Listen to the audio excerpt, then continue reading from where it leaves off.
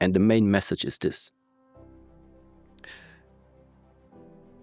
If it's not on your mind, it doesn't bother you. If something is not on your mind, it doesn't bother you. So, now back to your question regarding the comfort or regarding the anxiety that nowadays society is facing. How come? And I do believe that many people in this world have lost the proper perspective, how to actually view the thoughts in the interplay with your mind. How to view what is mind, what are thoughts, how do thoughts interfere with your being, how do thoughts interfere with your emotional states. And diving a little bit into this type of topic, I do believe is something that everybody in this world can directly apply. You don't need to travel anywhere. You don't need to look for any master, for any teacher, for any therapist, for any doctor, because there's one thing all humans in this world have the same, which is the mind and the functioning of the mind, including the interplay of thoughts. So, and yeah, I hope that during this conversation, I hope a little bit of lightness and a few insights can arise for the people. Yeah. The first question is, if you have ever asked yourself, how much influence do you really think you have, whether a thought is arising or not? So meaning, this is sometimes the experiment that you can do for yourself or the people at home. Try to calculate whatever next thought is going to come up in your mind. So do you have any influence in knowing what is going to be the next thoughts within the next 20, 30 seconds are going to arise in the mind? So there was a time I did this experiment myself, and I always come up to one conclusion. I don't feel like I have too much influence or impact in knowing what type of thought is going to pop up or arise within the next seconds or minutes. I don't. So, therefore, the first question is, if you don't know what type of thoughts are going to arise in the mind, it doesn't make sense to me to blindly follow whatever comes up in the mind. So this is where in the ancient teachings comes the saying, you are not your thoughts. This is the very, very first essential point to really reflect for yourself upon it. Do you truly believe that what you are thinking is you, and that you have to follow everything that pops up in the mind? Or is there another perspective in simply viewing, okay, something is popping up, I don't really know why, I don't really know actually what, but in the moment you have this additional distance to your thoughts. It already gives you one huge advantage, which means the power to choose. Choosing what? Choosing to just let it pass, or to be hooked by it. And being hooked by thoughts is the same expression that in the ancient text sometimes is related to. You have two choices.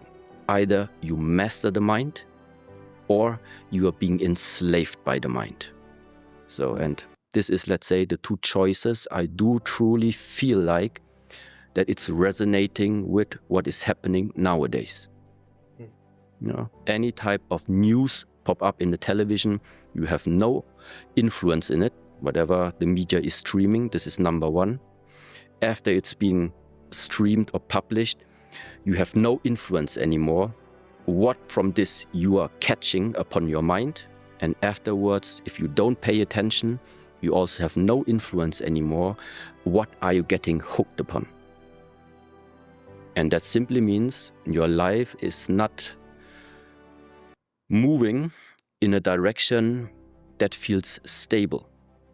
It feels like your emotional state, your mental state is dependent upon whatever impacts you are being exposed to. But those reasons sometimes happen on a very subconscious level we don't even know about. Let's just make it very super simple, because in Germany, we used to have these Christmas markets every Christmas. On these Christmas markets, there are some specific smells, I would say, that always happen around these times. So in case you grow up going with your parents to these Christmas markets, and then for the first time inhaling these smells, it is not something that you are thinking about. But even 20 years, 30 years later, if you then walk by a Christmas market and have that one smell in your nose, something is being triggered upon you, something is being called up upon you, which then might lead to some type of thought suddenly popping up. But it's not because we chose it. It's because from our past, let's call it like this, there is something that in a way has subconsciously been programmed in the way how our mind and also our body then starts to react to different impulses. Yes, this just means sometimes something comes up, but you don't know why. You don't know where it's coming from. Yes, and this is what, again, just to really close a little bit and give the whole understanding, this is what we also relate to. This is karma. This means in the ancient traditions, karma, cause and effect. So there is an effect coming up inside of us. This effect has a cause. What is the cause? It is the place, it is the root where something has been implanted, programmed into our being.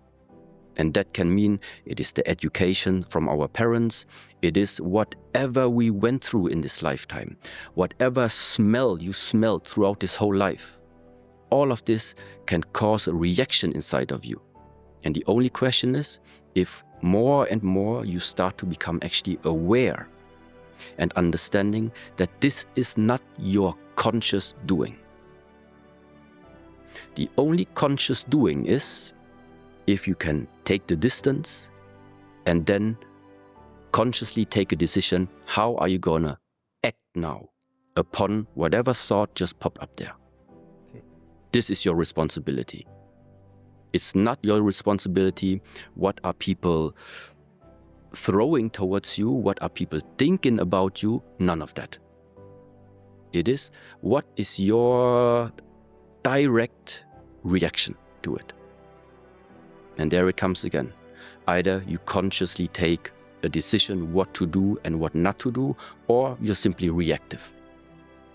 Reactive, I would feel like, no, then you're missing out on the greatest possibility that we humans have in comparison to many other beings, let's say, which is taking conscious choice after contemplation.